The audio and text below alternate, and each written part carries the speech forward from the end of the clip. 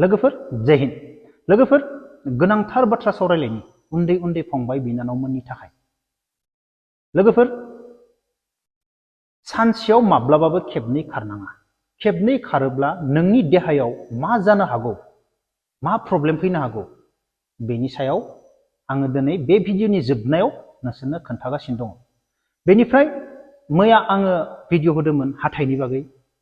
बेयाव गोबां कमेन्ट फैदो फंबायमोननि आदा हाथाया एम्फौ जानाय दङ आरो मा हाथाइ फेरखं आदा हाथाइ फेरखङा मोनगोन ना मोना आरो सोरबा बुंदो आदा आथिंफोराव दाखोन दङ दाखोन थानायफोरा मोनगोन ना मोना बौनाय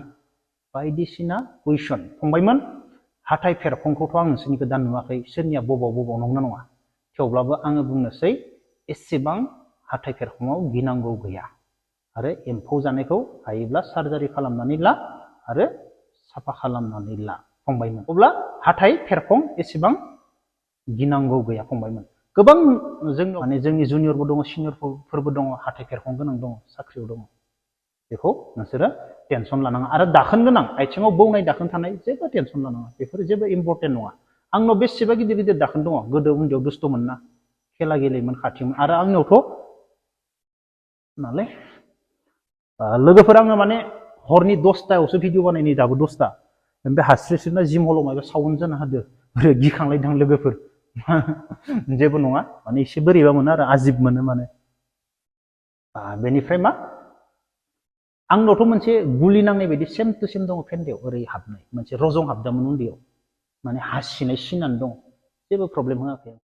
आरे मा सिदाव जोदो जेबो नङा दे मेसिननिसो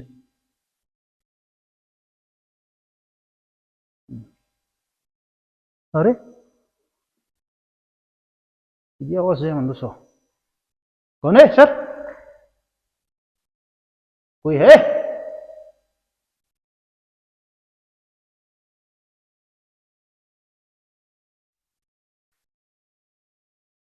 लहा गोजाबो ना गोसोखौ बोरैबा मोनोलायलै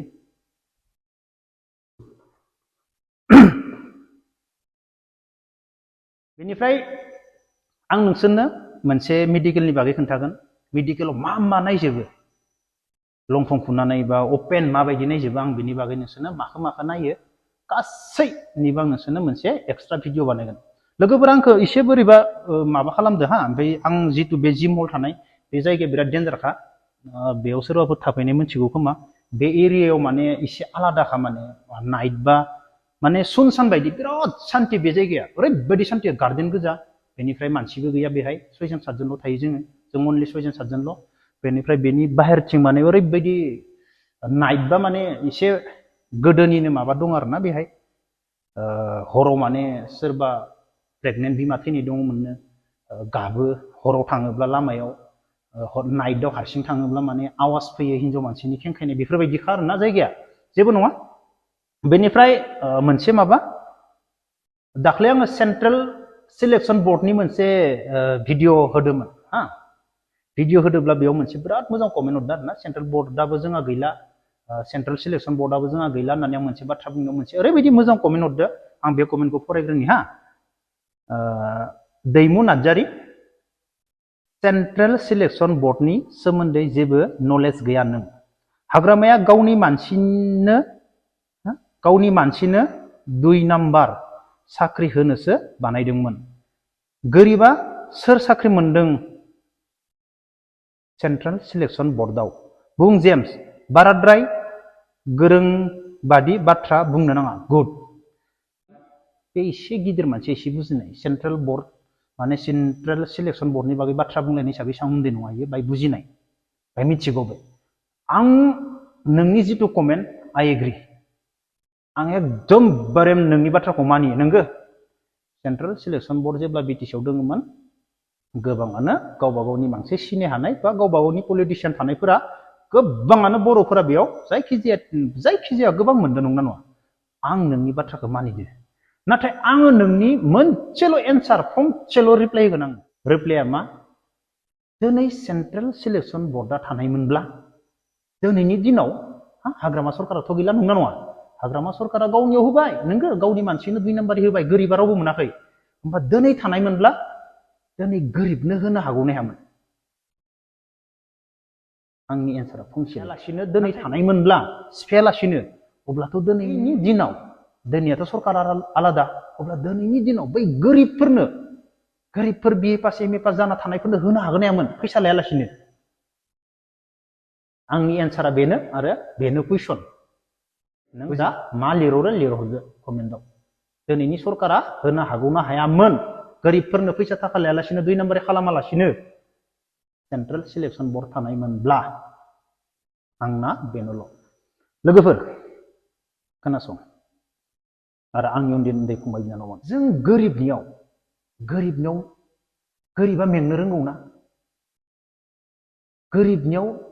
दुखु सुखु खस्थ' गोरिबनियाव जायोना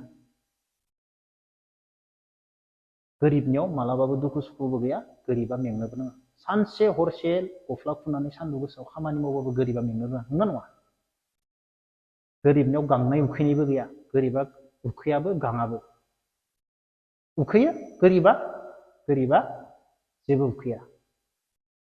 आं मा बाथ्रा बुंनो थांदों बुजिदोंना फंबायमोन बुजिनाय नङा बुजिना ला फंबायमोन गावबा गावनो साननानै बुजिना ला फंबायमोन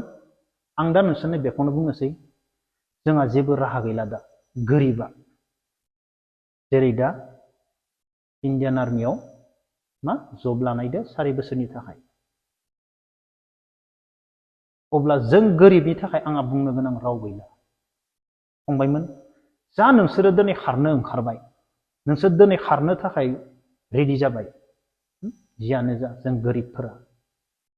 खारनो थाखाय रेडि जाबायब्ला फंबायमोन खारनायाव फेल जानाय नामखौनो लानाङा आंनि मोनसे बाथ्राखौ मोजाङै खोनासं आरो गोसोआव लाखि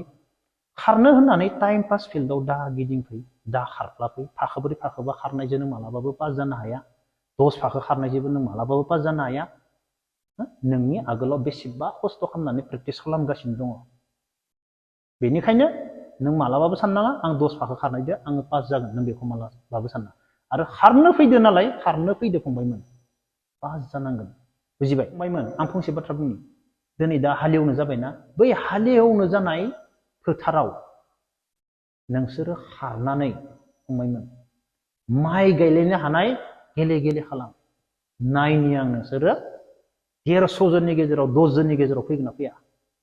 जाय गथ'फोरा खस्थ' खालामनानै खारगोन जाय गथ'फोरा गावखौनो मटिभेट खालामनो हागोन बेसेबां लं खारनांगोन 1 घन्टा 1.5 घन्टा बेसेबां लं प्रेक्टिस होनांगोन जाय गथ'आ गावखौनो मटिभेट खालामनानै आं दा बुंबायना फोथाराव दुब्लि बारियाव खारनानै दुब्लि बारिनिखौ माइ गायलायनो हानाय खालाम रावबो फेल जाया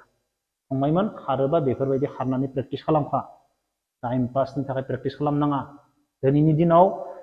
मास मोनथाम मोजां प्रेक्टिस खालामबानो सब मानसि खारनो हाजोबो नाथाय दिनैनि दिनाव जोंनि गथ'फोरा पुलिसावबो फेल जाबोयो गथ'फोरा मानो फेल जादों नों मोजां खाराखै मोजां प्रेक्टिस खालामाखै नोङो बेनि थाखायनो नों पुलिसाव 3 किल'मिटारावबो फेल जादों आं सासे मानसिनि नाम होनि दिनै इण्डियान आर्मिनि लक्ष्मण होननाय नाय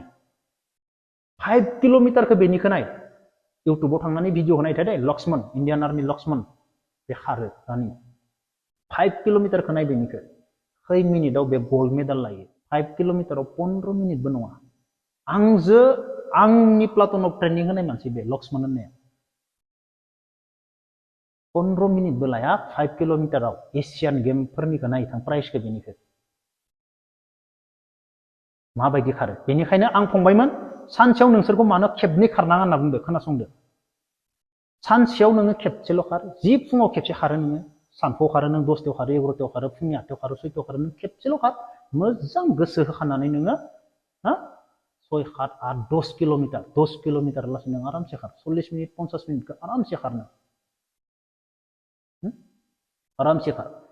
बेनिफ्राय नोङो बेलासे खारनो गोनांथि गैया दाख्लैबावै जोंनाव पुलिसनि ओरैबायदि खारनो दोङो गथ'फोरा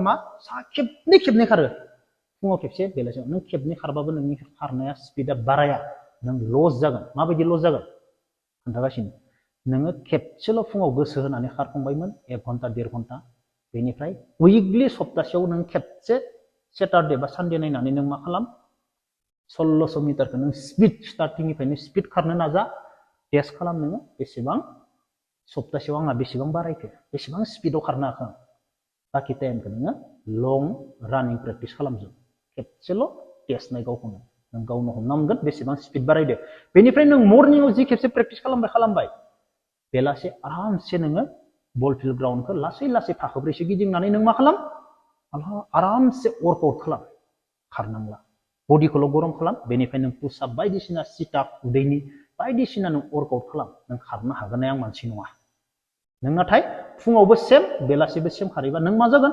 दिनै फंबायमोन आं एग्जाम्पल होनना बुंसै बे जिम आं सानफ्रोमबो जिम खालामो आंनो बडि देरनाय नुगोन नोंसोरो बडिया आंनाव जेबो देराखै सानफ्रोमबो जिम खालामबाबो आंनाव बडिया देराखै मानो देराखै आं नांगौ मथे जानो हायाखै आंनो मासोलाव नांगौ प्रटिन आंनि बडिया दिनै प्रटिन जायोबासो देरगोन दिनै आङो फुंनि मोनानि खालामब्लाबो मा आंनि बडिया बेनिफ्राय देरला मानो होनबा प्रटिनखौनो जायाखै बडियाव आंनो नांगौ बुस्थुखौनो आं सोआखै बडियाव ओंखामल'सो बेदर जा मोनजादो बेखौनो जादो बेदरथ' आंनि बडिया देरा बेदरथ' आंनि बडिया देरला जा देरनांगौ आंनि बडिया देरखाबाय बेनिफ्राय बे प्रटिन गैयालासिनो आङो हाजार जिम खालामबाबो आं बे बडिखौ फेदेरनो हाला नांगौ बडिया एसे स्टाइला आलादा जानानै थागोन